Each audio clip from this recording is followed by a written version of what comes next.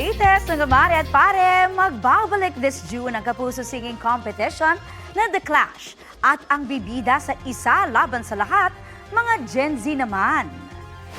Ni-reveal na ang trio na bubuo sa Clash panel ng The Clash Teens. Sina star of the new gen Jillian Ward, Chinito P-pop charmer na si BGYO JL, at Asia's romantic balladeer Christian Bautista.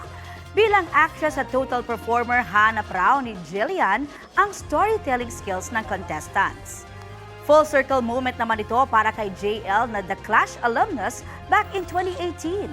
Si Judge Christian naman gusto raw pulsuhan at makilala ang bagong henerasyon ng singing talents.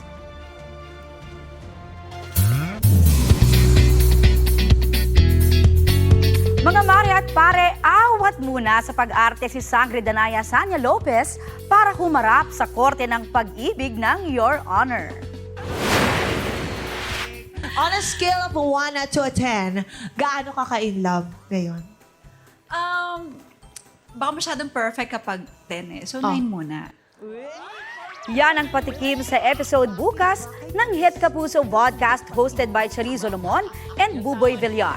Tila ready to spill the tea na si Hot Maria Clara tungkol sa kanyang love life. Kabilang sa pag-uusapan sa show ang Waiting for the Right One at ang kwento sa likod ng kanyang promise ring. I-reveal na rin kaya ni Sanya ang kanyang mystery suitor? Abangan yan bukas 8:15 p.m. sa Yulol YouTube channel.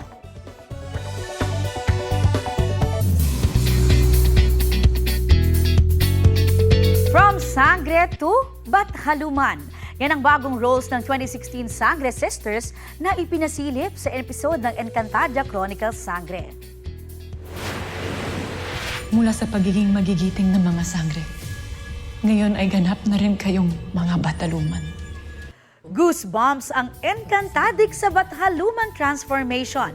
Nina Amihan, Kylie Padilla, Alena, Gabby Garcia, Danaya, Sanya Lopez, at Pirena Glyza de Castro. Biro pa ng netizens online, promoted daw ang Sangres. Sabi ni Bathalumang Cassiopeia, played by Solen Yusaf, reward ito ng magkakapatid dahil sa kanilang kabayanihan para sa Encantadia. Isa pang plot twist sa episode kagabi, nabuhay muli si Lyra Mikey Quintos at isinilang niya ang bagong sangre na si Ibrahima.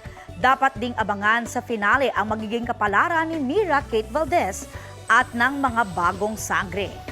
Mamaya na yan sa Encantadia Chronicles Sangre sa GMA Prime pagkatapos ng 24 oras.